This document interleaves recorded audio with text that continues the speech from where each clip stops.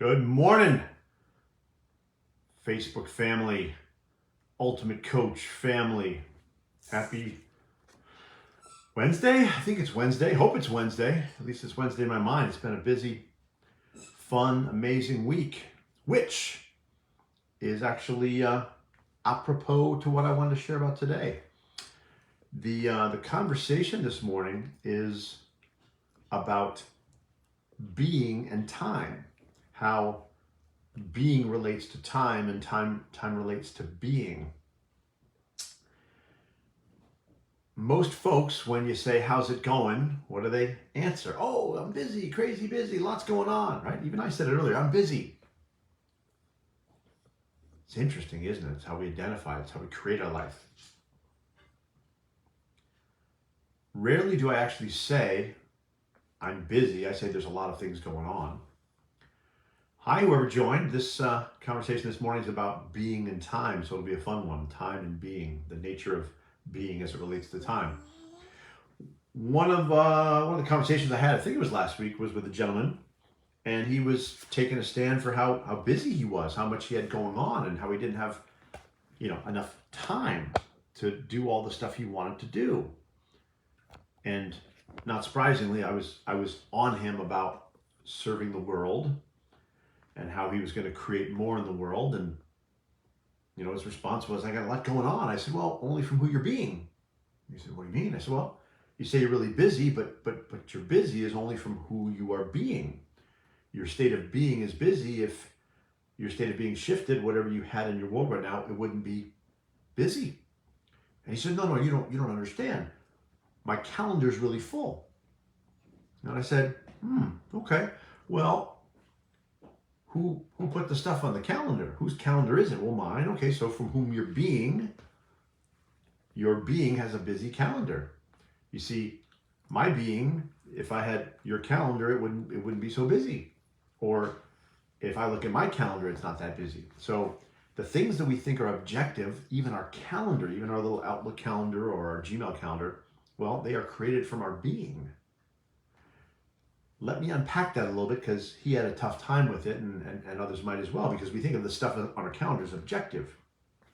Now, for those of you just joining, we're talking about being and time as it relates to our being.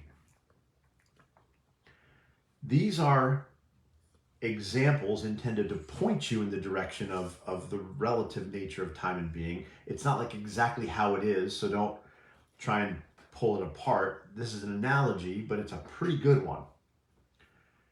Has there ever been something in your life, on your calendar or otherwise, that you thought you needed to do, that was your responsibility, and then you saw at another point in time that you didn't have to do it?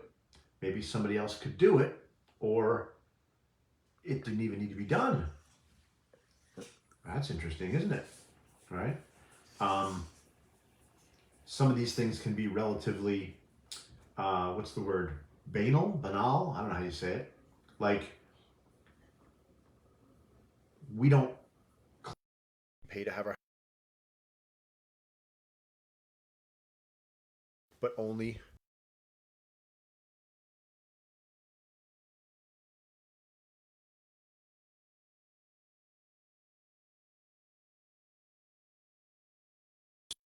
hopefully I wasn't gone too long.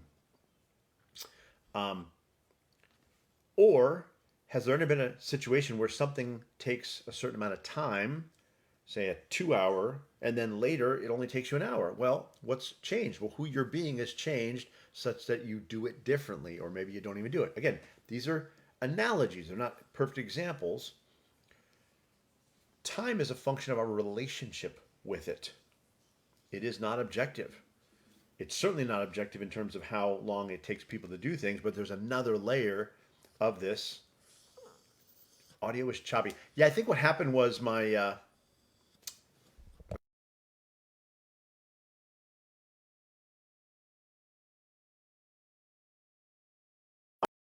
yeah, man, I might restart the whole thing. We'll see. Anybody want to give me an audio check real quick? Come on, somebody. How does it sound? Can you hear me? Yeah. Well, nobody's going to answer me. Oh, well. Oh, you can hear me. Hi, Rebecca. Good morning. We're talking about time and being. Time as it relates to our state of being. So I want to make sure people hear this because most people have this idea they're busy. What I would say to them is, well, only from who you're being. If your life feels really busy and frenetic and frantic, it is a function of who you're being. Time is relative. There's a wonderful book, don't remember the author there, but it's called Slipstream Time Hacking. And it's a fun book because it really is a conversation about, hi, Wendy, good morning. Hi, Denise, as well. It's a fun book because it talks about how time can be thought of as clock time, hour time. It can also be thought of as what gets accomplished, right? Fundamentally, distance traveled. This was Einstein's idea of time, right? The theory of relativity, the relative nature of time. Time is compressed based on how fast you're going. So somebody would say, I'm really busy to me, and I would say, well, only from who you're being. If we were to work at the level of your being and shift your being, well, you wouldn't feel busy. You wouldn't be busy. You could get all that stuff you thought you need to get done, and time would be completely different. Also, some things you think you needed to do would disappear from your need to do list. What's up, Devin? Good morning. We're talking about being, state of being, and time, the relationship between what we perceive as objective time. I'm busy, got too much going on. Hey, Heather. Good morning. So, Slipstream Time Hacking, great book.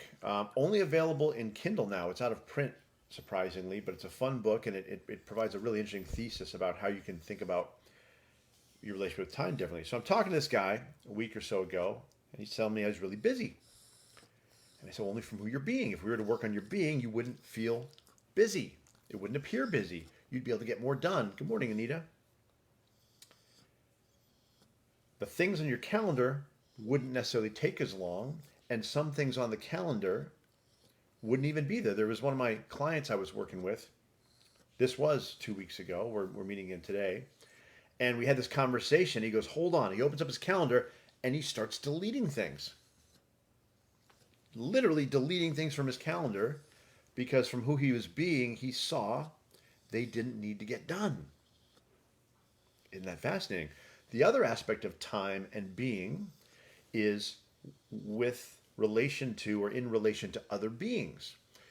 Part of the reason a lot of people feel busy is because how they use time in creating with other humans takes so long. Simple example, one of the programs I'm launching is called Being for Sales. It's a curriculum for distinguishing being in selling organizations or for salespeople, and it is accepted in selling organizations or for anybody who sells. That could be you as a coach, you could be you as a consultant, whatever. That like it takes time, and you got to talk to 5 or 10 people to get one of them to say yes. Right? So most selling organizations measure things like sales cycle and pipeline and how long does it take to close a deal and how many deals do you need in the pipeline to result in a customer. Well, isn't that interesting? If your being is such that you don't do things this way, you do them this way, well, all of a sudden there's a lot more time. I was working with a team last week. We were completing on, actually, no, that was this week. That's how compressed time is for me. On Monday, what they shared was it takes an average of 5 proposals to get one person coming back and saying yes. And they could see very clearly that if they didn't have to write 5 proposals to generate one deal, well, that would shift their relationship with time. What they couldn't get their head around was, well, how are we going to do that? That's just how it is. Well, only from who you're being. And we did a being shift with them. We shifted their being together because I've been working with them for 3 months. And what they saw is how they were relating to their customers. Hey, what's up, Daniel? How they were relating to their customers, and specifically the degree to which they were not getting them committed to things, was causing all this extra work. Shifting their being to somebody who can commit versus somebody who hopes and thinks and suspects and, anticipates, but somebody who commits others Well, all of a sudden, these people are out, these people are in. I spend all my time with these people and none of my time with these people. Oh my gosh, my calendar is emptier. This really starts to warp your mind a little bit. This idea of who would you need to be to commit people powerfully such that you wouldn't waste a lot of time with people who were never going to go anywhere with this. Right? That would shift your relationship with time. Anybody watching this who says, I'm busy, there's so much going on, you have no idea, you just don't understand, what I will tell you is all of that exists only from who you are being. Now, if you like the experience of life called busy and frustrated and stressed, and trust me, a lot of people do. A lot of people, that's validating. I'll tell you, one of the most difficult things for me, challenging, let me watch my words, is how much free time I have. It blows people's mind. Whenever I get on the phone with somebody and they reach out and say, oh, thank you so much for talking to me. I know you're so busy. I go, no, I'm not. I got all the time in the world, all the time we need. If I need more, I'll make it. That's my relationship with time. I create it. Isn't that wild? I have plenty of time. If I showed you all of the things that I'm working on, right? I got a Trello board. I just brought on board somebody a couple weeks ago to help me move a couple of these initiatives, all these initiatives I'm working on forward because there's some big stuff. But if you saw all the stuff I'm working on, you'd be like, how is he doing all that? He must have a team of 10. I don't. What I do is I work on my being consistently, savagely, such that I am able to create more powerfully from who I'm being, and time changes. I was literally thinking about this the other day. It's almost the end of March. My mind is blown that it's the end of March. First of all, on one hand, it seems like time has flown. Like, oh, it's already into March. But if I look at all that's been accomplished, oh, this is Jax. By the way, Jax is a little whiny this morning. It's okay, buddy. We got you. Jax has a different relationship with time and being. You know, he's just. Well, how about this? We'll put you here, see if that works. There we go. Now you guys get to see him. So on one hand, it feels like time has moved very quickly. On the other hand, how much has been accomplished in the last 3 months is mind-blowing to me. I would easily put what has been created by me up against anybody, and it would be like, there must be 10 of him. Now, think about this. And I'm not saying this to brag. I'm not saying this like to look cool or anything. I'm trying to say this as a way to maybe help you see that the ideas that everybody has about time and what can be created are all relative. They're all made up from who we're being. So that's why I'm telling you this. I would easily put up against what somebody else is creating, what has been accomplished by me, what's been produced by me in the last 3 months, and you would say, wow, that's like 10x what somebody else did. And I'm not talking like some schlub off the street, somebody who's a high performer. Like, I am producing and creating at 10 times the rate of another high-performing human being, but only from who I'm being, and how that being creates a relationship with time, what it does, etc. Okay? Now model that out over the course of a year, right? Other people have spanned 3 months in clock time, and they've spanned or lived 3 months in creation time. I've lived 30 months in creation time. I've created in the last 3 months what would take somebody else a year and a half to produce. Sorry, 2.5 years to produce. 2.5 years to create. And I'm not exaggerating. And I'm not bragging. I'm trying to give you an idea of what's possible when you get really, really serious about working at the level of your being. Whatever you think you're doing, however hard you think you're working, there's like 2, 4, 6, 10x more you can be creating without working any harder, without any increase in perceived effort, without any more stress. Right? That's what usually slows people down. Well, I don't want to do more because that'd be more work. No, that's ridiculous. How about we do 4 times as much? You create 4 times as much good in the world, 4 times as much money, 4 times as much love, 4 times as whatever you want to create.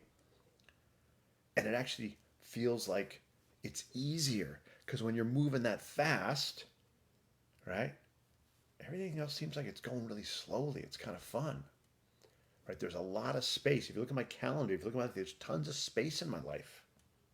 So the whole conversation here is about time and being. This idea that we view time as a fixed construct. There's only so much time. We don't have time to do it all. That's what people say. Completely false. Time is a function of our being because it's how we use that time, what we create in that time, and how we're creating it, and what we're doing and what we're not doing, and how we're doing it, all from who we're being.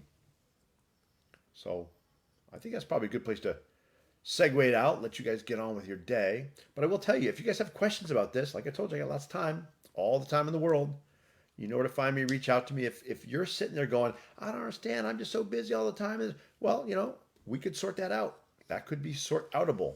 What I can't sort out is Jax is whining. Poor guy. He just struggled, man.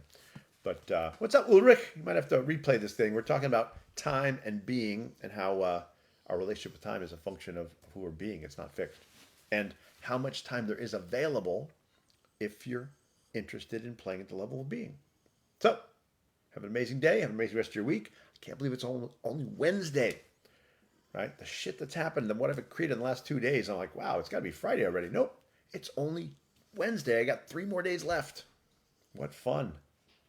Have an amazing day. Love y'all.